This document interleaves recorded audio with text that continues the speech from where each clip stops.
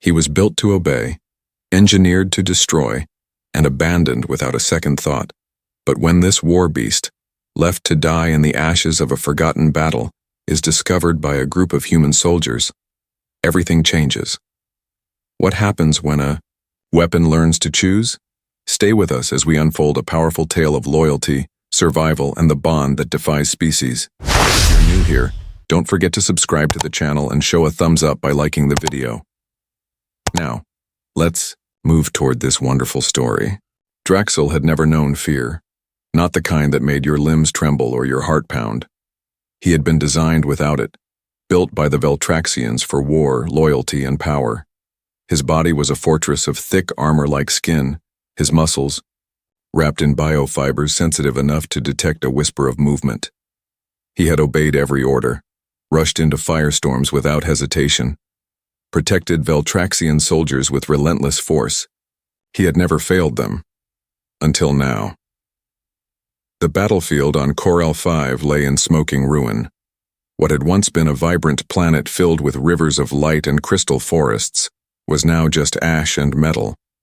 Scorched earth stretched to every horizon, and smoke coiled into the sky like reaching fingers. Draxil's side throbbed where a shard of shrapnel had buried itself deep beneath his plating. His back leg was ruined, bent at the wrong angle, muscles torn and twitching with every attempt to move. He lay in the dirt, silent but alert, blinking slowly through the smoke. Around him, the bodies of Veltraxian and enemy forces were scattered like broken toys. In the distance, he saw the familiar curved wings of Veltraxian ships rising into the sky, pulling away from the atmosphere. Draxil's golden eyes followed them until they disappeared into the clouds. He had waited for a command, an extraction, something, but none came. There was only static in his comms, no orders, no acknowledgement, no rescue. The last message he had received was clear: abandon all non-essential assets. That was all he was now, non-essential. He tried to stand, driven by the only thing that still lived inside him, duty.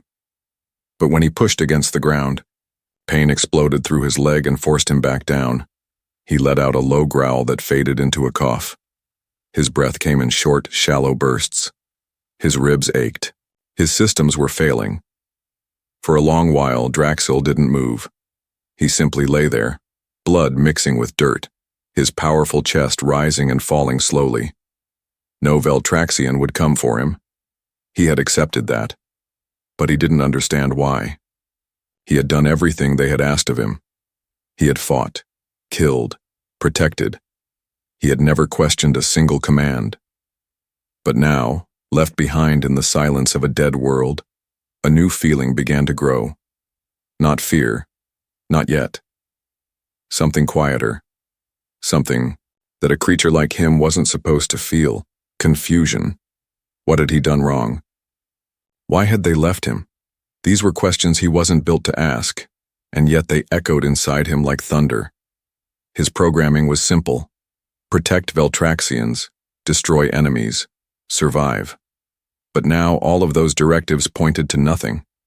There were no more enemies, no more Veltraxians, no more purpose, just pain, smoke, and silence. Time passed, hours maybe. The sky darkened slightly. Draxil didn't know what it meant. He had never watched a sunset. But he noticed the air cooling, the shadows stretching longer. Then something shifted. His nose, still sharp even through injury, picked up a scent. Not fire, not ash. Something green. Life. Faint, but present. A patch of plant growth maybe, untouched by the destruction. Water, perhaps. Shelter. A flicker of instinct sparked in his mind. Move. Draxil dug his claws into the dirt and began to pull himself forward, dragging his injured body inch by inch. Every motion sent waves of agony through him, but he didn't stop. His breathing grew louder. His muscles protested. The ground beneath him was rough and uneven, scraped clean of grass and color. But he moved. Slowly. Desperately. Halfway to the scent, he paused. Something else was coming now. Another smell. Different than anything he had known. Not Veltraxian, not mechanical. It was warm, strange, and wrapped in the scent of energy and metal and something alive. Draxel lifted his head, ears twitching. Footsteps. Soft, but purposeful. He blinked against the smoke and squinted. Figures were moving through the debris, shapes outlined in sleek armor unlike the bulky gear of his old masters. Their movements were smoother, more cautious. Humans. He had seen their kind only through data feeds. Enemy races, unpredictable, emotional, often weak in form but alarmingly clever in action. The Veltraxians had warned him about humans, had labeled them disorganized and fragile. Yet there was something different about the way these ones moved. They didn't march. They flowed. They paused often. They scanned their surroundings with concern, not calculation. Draxel's instincts flared. He growled a deep, rumbling warning. His body tried to push backward to vanish into the terrain, but he had no strength left. His limbs refused him. He was a mountain pretending to be a shadow. The humans spotted him. They stopped. Weapons raised. One of them, a taller figure with a scar along his jawline, stepped forward slowly, weapon lowered. He said something softly, a sound Draxel didn't recognize but didn't feel threatened by. His tone was low, gentle. He didn't approach too fast. He made himself small, crouching, his hands visible. The others stayed back, waiting, watching. Draxel wanted to fight. His brain screamed at him to attack. But his body had already chosen. He simply lay there, his breathing shallow, his eyes locked on this strange man. And for the first time in his life, Draxel didn't know what would happen next. He only knew this. He wasn't alone anymore. Captain Nolan had seen a lot in his years of service, but nothing quite like this. The battlefield was silent, blanketed in a heavy layer of ash and sorrow. His boots crunched softly against the scorched earth as he moved forward, keeping his rifle pointed down, his eyes scanning for danger. Around him, his squad moved with trained ease. They weren't new to war zones, but this one felt different. There was a quiet heaviness here, as if the ground itself mourned what had taken place. Juno, the team's tech specialist, flicked through the scans on her visor. "No movement except for one signal," she said, her voice low through the comms. "Biological, large, heat signatures dropping. Whoever or whatever it is, it's injured. Badly." "Could be a trap," Merrick muttered, gripping his weapon tighter. "Or a survivor," Nolan replied. "Let's not shoot first unless we have to." They moved forward carefully, weaving between broken pieces of enemy tech and the wreckage of ships that had crashed like falling stars. The air was still thick with the scent of smoke and burning oil. Then they saw it. At first, Nolan thought it was a boulder, a dark, massive form half covered in debris. But then it moved ever so slightly. A glint of gold caught the light, eyes watching them. It was a creature unlike anything he had seen up close.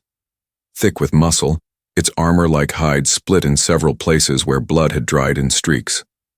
It was clearly wounded, its body struggling just to breathe. "That's Veltraxian design," Juno said, scanning it. "Bioengineered, definitely military grade, a war beast." Merrick took a step back. "Sir, we need to take it out before it gets up. That thing could level a squad." But Nolan didn't move. He was looking into those golden eyes and he saw something unexpected. Fear. Not rage. Not aggression. Just a wounded creature staring back, too exhausted to defend itself, too proud to beg. "It's not attacking," Nolan said.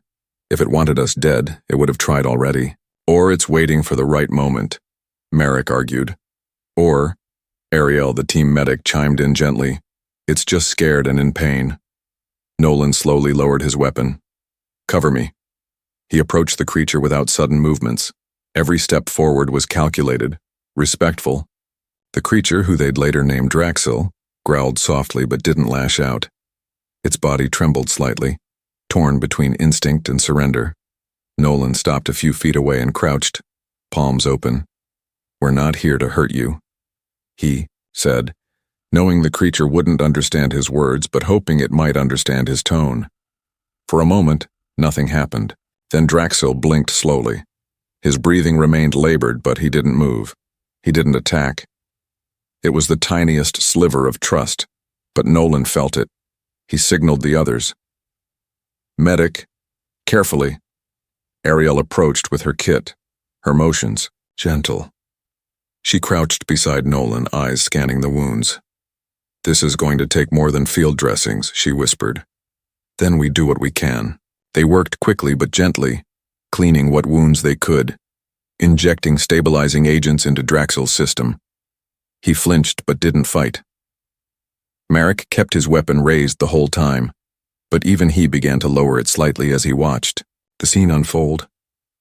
"He's letting us help him," Ariel said softly, wiping blood from her gloves. "I think he understands." Draxil didn't understand everything, but he understood enough. These beings weren't like the Veltraxians. They didn't bark commands or ignore pain. They didn't walk past him like he was broken equipment. They looked at him, really looked, and saw more than just a weapon. As night began to fall, the team set up camp near the ruins of a collapsed structure. Draxil lay at the edge, watching them with wary eyes. He didn't sleep, but he didn't move either. He was still deciding what they were. Juno sat down near Nolan, rubbing her tired eyes. "What do we do if Command finds out we're helping one of them?" "We tell them the truth," Nolan replied. "He's not one of them anymore. He's something else now. You think he can be... what?" "One of us, I think," Nolan said, looking toward the dark shape resting in the shadows. "He wants to be."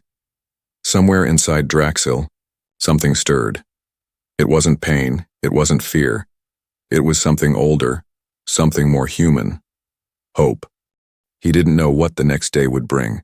He didn't know if the Veltraxians would return or if these humans would change their minds.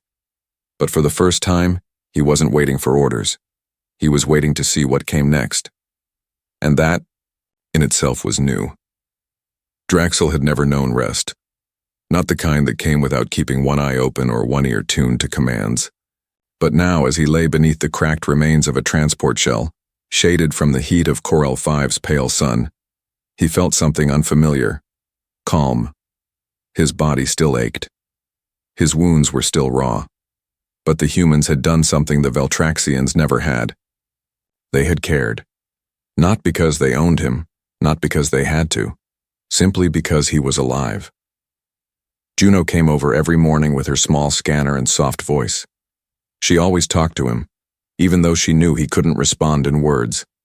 She spoke about things Draxil didn't understand. Plants from Earth, animals that had no purpose in war, songs with no meaning other than to feel something. Draxil listened, trying to make sense of these pieces of a world he had never been built to know. Ariel was gentler still, treating his injuries with quiet hands and a look in her eyes that made Draxil's chest feel heavier than any battle. Und. She never flinched when he growled, never backed away when he snapped from pain. Instead, she stayed close, whispering, "It's okay, big guy. You're not alone." Each day, he grew a little stronger. His leg still limped, but it could carry him short distances. His breathing steadied. His fur, once matted with blood and ash, now looked cleaner, softer. It wasn't just the healing. It was the way they looked at him, as if he were more than what he had been made to be. The humans were preparing for something. He could feel the tension in the air. Their words grew shorter. They worked faster. Their eyes scanned the skies often, searching.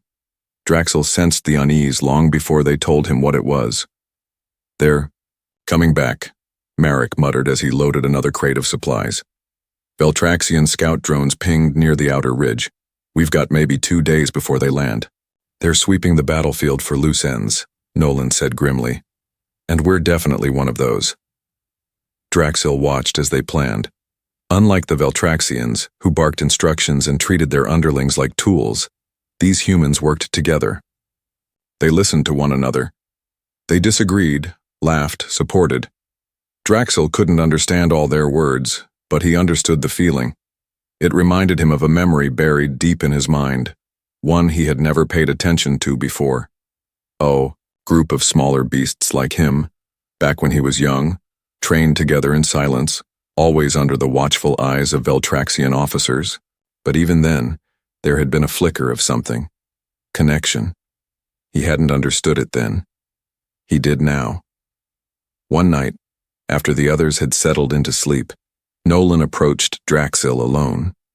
The stars above them flickered faintly through the smoke of distant fires. "I don't know if you understand me," Nolan said, sitting on a broken panel across from Draxil, "but I'm going to talk anyway." Draxil's ears twitched. "We're outnumbered," Nolan continued. "They'll hit us hard, and the truth is we might not make it, but we're not going to run. Not because we're brave, because we believe we're protecting something bigger than just ourselves." He paused, looking at the creature lying silently in front of him. "I used to think loyalty meant following orders, doing your job no matter what. But maybe it's more than that. Maybe it's about choosing who you stand with even when things get bad." Draxil blinked slowly, his golden eyes fixed on the man's face. "If you stand with us," Nolan said, "we'll stand with you." He got up and walked away, leaving Draxil alone with his thoughts. For a long time, the creature didn't move. But his mind wasn't silent. Stand with us. He had been trained to follow. Now, for the first time, he was being invited to choose. When morning came, the humans began reinforcing their shelter. They placed traps, checked weapons, and coordinated positions. Draxil rose, his body aching, but his step more sure than before. He moved beside them, not behind. They handed him equipment, sensors, explosives, anything he could carry, and trusted him to place them. They didn't treat him like a tool, they treated him like a teammate. That evening, when Juno placed a symbol on his shoulder, a simple mark painted in white that all the soldiers wore, Draxil didn't flinch. He stood still, letting her draw it carefully on his thick fur. "There," she said with a smile. "Now you're one of us." No one questioned it, not even Marek, who had once wanted to shoot him on sight. The Veltraxians would return soon. Draxil knew that, but he no longer waited for orders.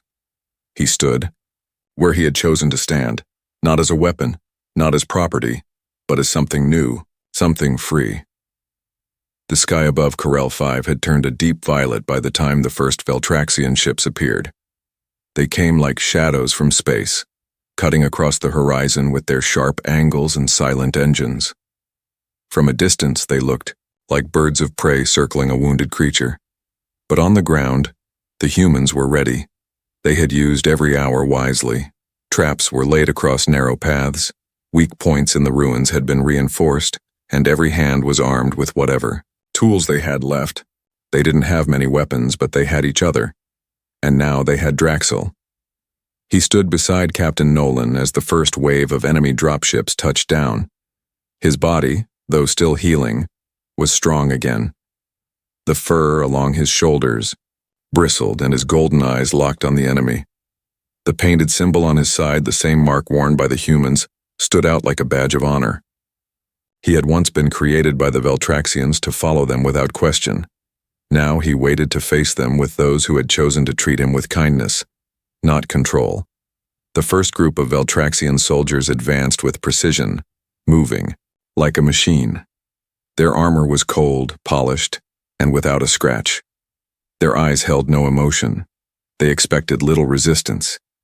This was just cleanup, a mission to erase the forgotten remains of a failed battle. What they did not expect was the sound of buried charges going off beneath their feet, or the sight of a large war beast charging out from the shadows. Draxil hit the first squad like a storm. His roar echoed across the battlefield, deeper and more furious than anything the soldiers had ever heard. He moved with purpose, not like a machine, but like something alive, something angry. With a swipe of his massive paw, he knocked down one enemy, then leapt toward another, pinning them with the full weight of his body. Sparks flew from their armor as it cracked under his strength. From behind walls and broken machinery, the humans fired their weapons. Marek shouted out positions. Juno called for support fire while adjusting her drone's coordinates. Ariel moved between them, throwing up energy shields and assisting anyone who was injured, and Captain Nolan stood at the center, calm but fierce, guiding their every move. The Veltraxians were caught off guard. Their strategy relied on numbers and intimidation, but they had underestimated what a small group, unified by loyalty and purpose, could do, especially when they had a creature like Draxil on their side. Wave after wave came. The sky rumbled with incoming fire. Explosions lit up the ground, shaking the walls and throwing dust into the air. The battlefield was chaos. But through it all, Draxil fought. He took hits but never stopped. He was faster, smarter, and more determined than any war beast the Veltraxians had left behind.